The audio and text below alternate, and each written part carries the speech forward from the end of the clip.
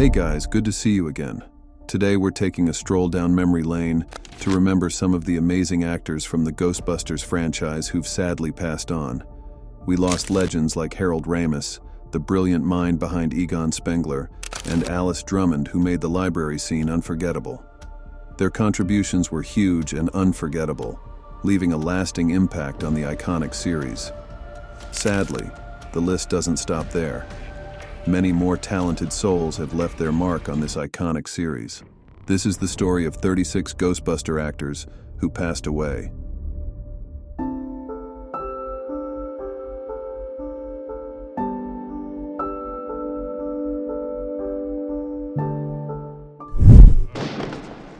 Oh, you're here. Yeah, what has he got? This is big, Peter. This is very big. There's definitely something here. Remember back in the 80s when Ghostbusters hit the theaters and everyone was buzzing about catching ghosts? One of the brains behind that iconic movie was Harold Ramis, the actor who played Dr. Egon Spengler. Not only did he bring the lovable, geeky scientist to life, but he also had a big hand in shaping the film's script and story. Harold wasn't just an actor. He was a writer and director, with hits like Groundhog Day and Analyze This under his belt. In 2010, he faced a tough battle with autoimmune inflammatory vasculitis, a rare disease that affects the blood vessels. Unfortunately, it took a turn for the worse, and he passed away in 2014 at the age of 69. He left behind a legacy of laughter, wit, and a reminder that sometimes laughter really is the best way to deal with life's ghouls. Rest in peace, Harold.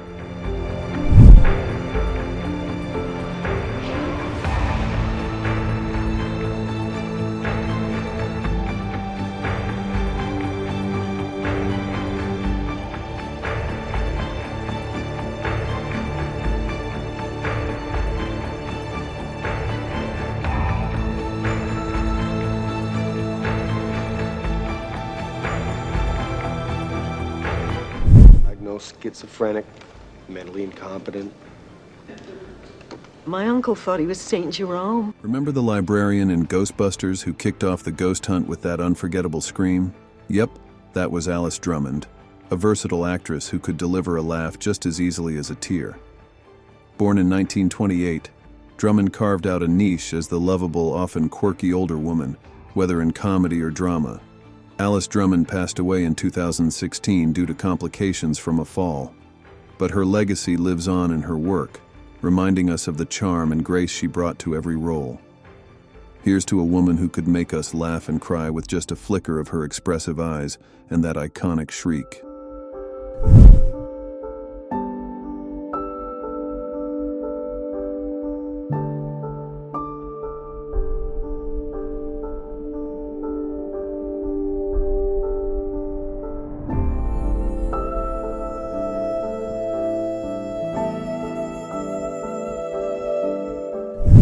The fact that this city is headed for a disaster of biblical proportion. What do you mean, biblical? In the world of character actors, David Margolis was a gem, the kind you might not recognize by name but certainly by face. His portrayal of the mayor in Ghostbusters is unforgettable. Even without a script name, David brought the role to life with a perfect blend of skepticism and a touch of that classic New York charm. He even had a moment of ad-lib brilliance when Bill Murray casually christened him Lenny, creating a character that felt like a real fixture in the city. He passed away in 2016 at the age of 78. Here's to David, a true New Yorker who brought a slice of the Big Apple to our screens.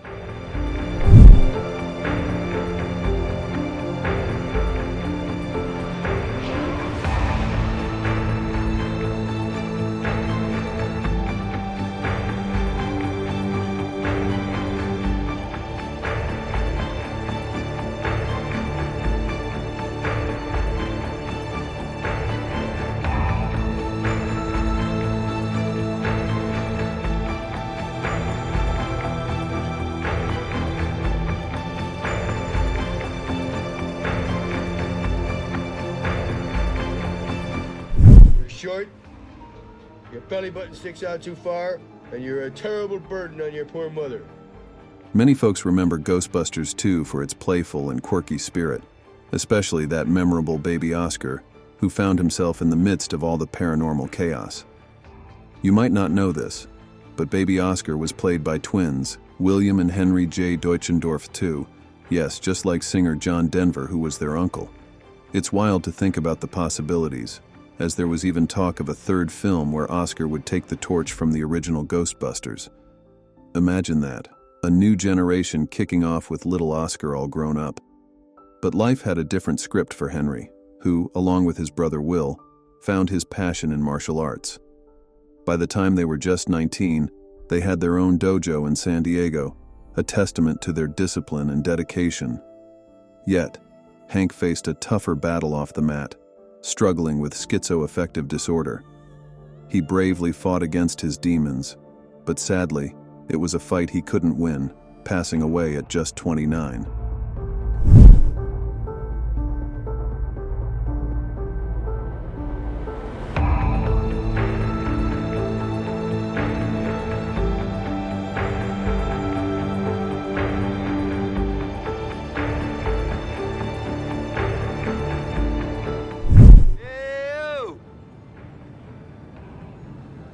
You need to open this door, man, for Huff and Puff. In the 2016 Ghostbusters reboot, Michael K. Williams brought a serious edge to the comedic chaos as Agent Hawkins. While many know him for his iconic roles like Omar Little on The Wire, it was clear he had a blast working alongside Melissa McCarthy, and even Slimer, who he admitted was a childhood favorite. Williams, often called the prophet of the projects, channeled his challenging Brooklyn upbringing into unforgettable performances. Tragically, in 2021, we lost him at just 54 due to an overdose. His legacy, a powerful reminder of resilience and raw talent. He once said, "The characters that mean the most to me are the ones that damn near kill me," and he certainly lived that truth.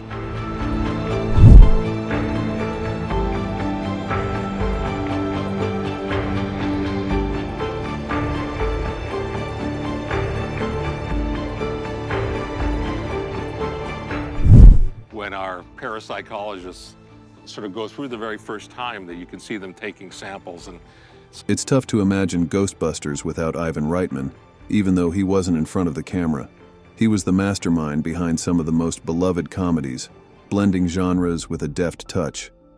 Reitman's journey from Czechoslovakia to Hollywood was nothing short of remarkable. He had a knack for spotting talent, whether it was Bill Murray in Meatballs or Arnold Schwarzenegger in Twins. Reitman's passing on February 12, 2022, marked the end of an era. His legacy? A treasure trove of laughter and unforgettable movies. As his son Jason put it, "Please enjoy his movies and remember his storytelling gifts." Ivan Reitman might not have been a Ghostbuster, but he was certainly the one who made us all believe in ghosts and laugh about it.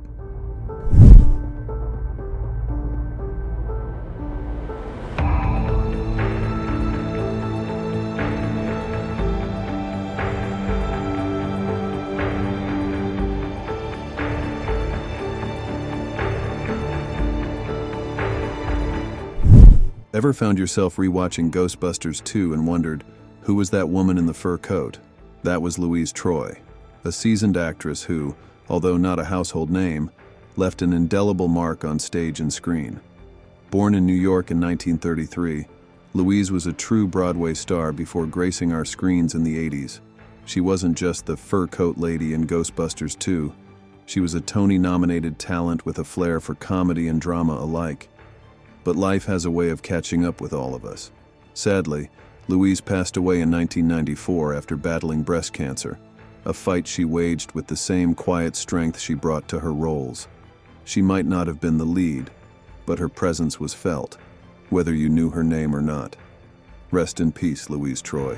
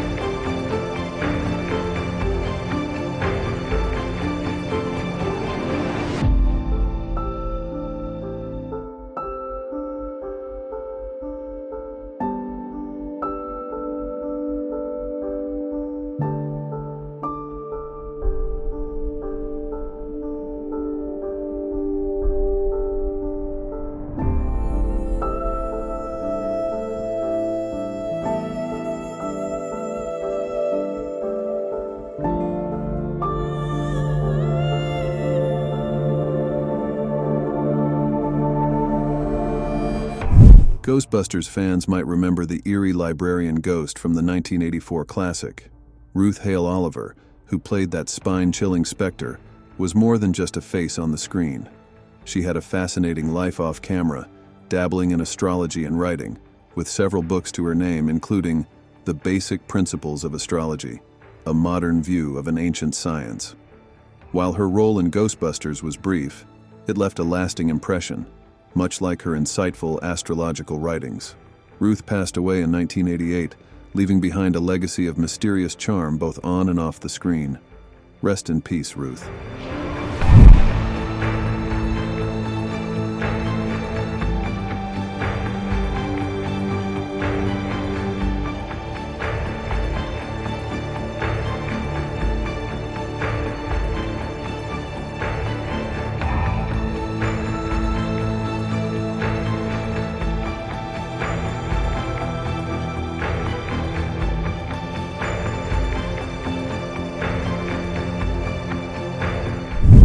Is there something that you feel you ought to tell me?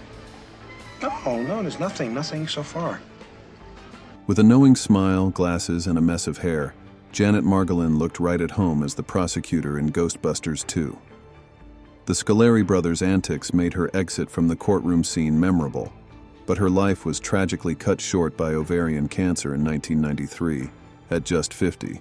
Her presence, however brief, left a lasting impression on the fans. Rest in peace, Janet.